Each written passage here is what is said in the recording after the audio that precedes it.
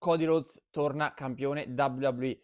L'American Nightmare ha sconfitto Drew McIntyre a SmackDown nell'ultima puntata dello show blu della WWE e quindi è tornato ad essere il volto principale di questo brand. Prima di addentrarmi nel discorso e di dirvi cosa ne penso, perché c'è tanto da dire secondo me, vi ricordo di iscrivervi al mio canale YouTube Daniele Forsinetti qualora aveste piacere nel seguire i miei video sul mondo del wrestling e non solo, e magari anche di lasciare un like proprio a questo video. Come dicevo, Cody Rhodes è tornato campione sconfiggendo Drew McIntyre nell'ultima puntata di SmackDown. Il regno di Drew McIntyre praticamente è durato 2 mesi. Si era laureato campione a Berlino all'inizio gennaio nella seconda puntata di SmackDown dell'anno, se non sbaglio il 9 gennaio per la precisione, battendo proprio Cody Rhodes in uno Steel Cage match, un match sicuramente molto bello e spettacolare già per la sua stipulazione, e lì io anche feci un video dedicato proprio a Drew McIntyre che finalmente aveva centrato questo titolo, non il primo in carriera chiaramente, ma precedentemente aveva dovuto portarsi sulle spalle la compagnia nel periodo del Covid, della pandemia, e quindi un momento molto molto delicato per tutto il mondo chiaramente, ma anche di conseguenza per quello del wrestling. E poi è diventato campione a WrestleMania un paio di anni fa, ma per pochi secondi, perché poi ha subito l'incasso della valigetta di Damian Priest. Questa volta sembrava potesse essere il suo grande momento, sembrava che potesse arrivare a WrestleMania. Io pensavo onestamente che sarebbe arrivato a WrestleMania da campione WWE. Poi di venderlo con successo o meno, quello bisognava valutarlo anche in base all'avversario e quant'altro, perché io sapevo che Cody Rhodes sarebbe andato a WrestleMania a lottare per il titolo WWE, ma non mi aspettavo che ci arrivasse nuovamente da campione, e questa veramente è una delusione totale. Poi lasciamo stare la reazione del pubblico, che secondo me è importante, ma sui social, per esempio i dislike su YouTube, sono sempre relativi. L'abbiamo avuti per Jey Uso, l'abbiamo avuti per diverse vicende, però per me la decisione di ridare il titolo a Cody Rhodes è qualcosa di folle, perché ha avuto il primo regno ottimo, è arrivato alla conquista del titolo dopo lunghe peripezie, dopo aver perso a WrestleMania contro Roman Reigns, e l'anno dopo, sempre contro lo stesso Tribal Chief, si è preso quella cintura contro tutti e tutti, quindi la costruzione della storyline è stata ponderata e fatta al meglio, anche perché lui, Cody Rhodes, arrivava dalla storyline e dalla grande rivalità con Seth Rollins, con l'infortunio al pettorale che ha reso tutto ancora più epico, perché l'infortunio era reale e infatti ha dovuto restare fuori per tanto tempo, ma adesso secondo me se lo stanno un po' bruciando, almeno agli occhi del pubblico.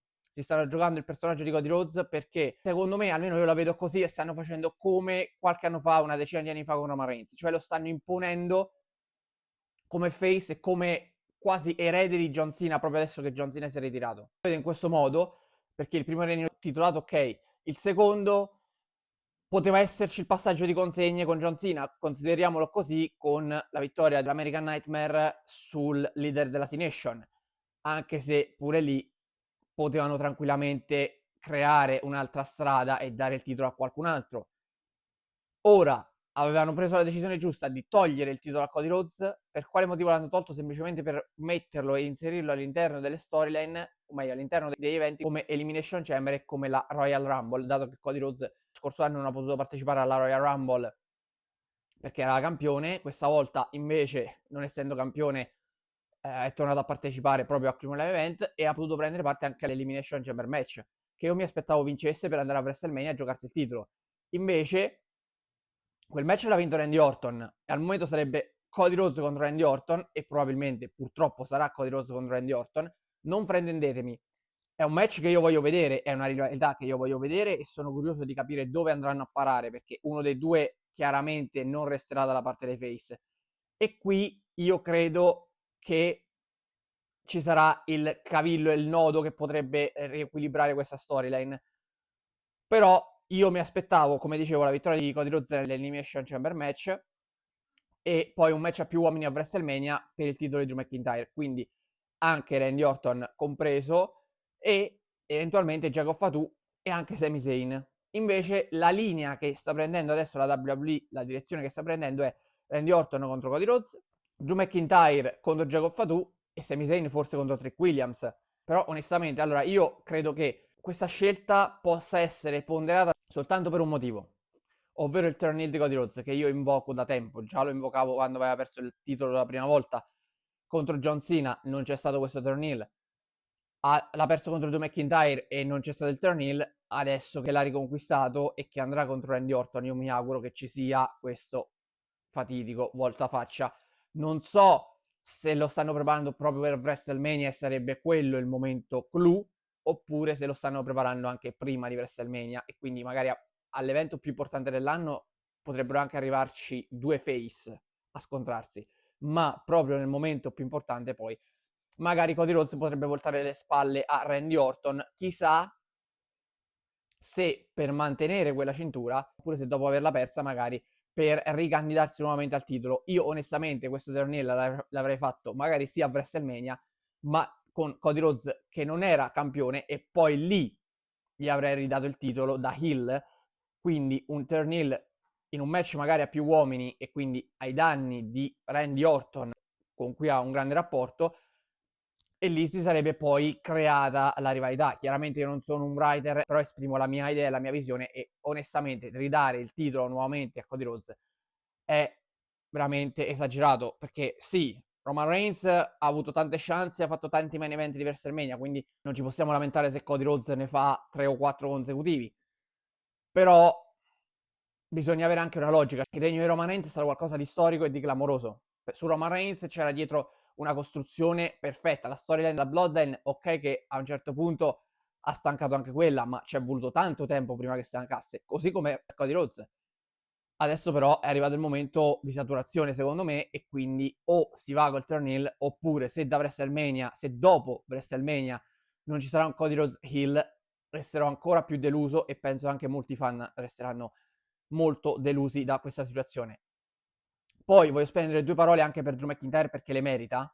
Drew McIntyre, come merita due parole, questo video meritava di arrivare a WrestleMania come campione. È stato un campione di transizione, un campione tra l'altro inutile, nel senso che nelle storyline e nella presenza di SmackDown è apparso parecchio, però non ha fatto nulla.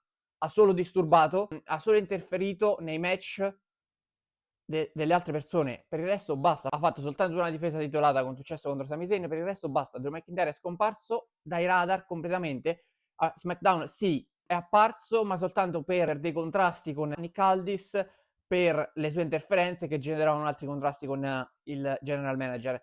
Per il resto veramente ho visto pochissimo e non è stato valorizzato. Per me non era un regno insufficiente, ma era difficile da essere giudicato e avrebbe avuto bisogno di uno sprint verso WrestleMania. Questo sprint non c'è stato, il titolo non ce l'ha più e ci sarà questa rivalità con Jacob Fatu. E quello che temo io è che probabilmente andrà a perdere anche quel match Drew McIntyre, perché Jacob Fatu deve essere lanciato verso il main event.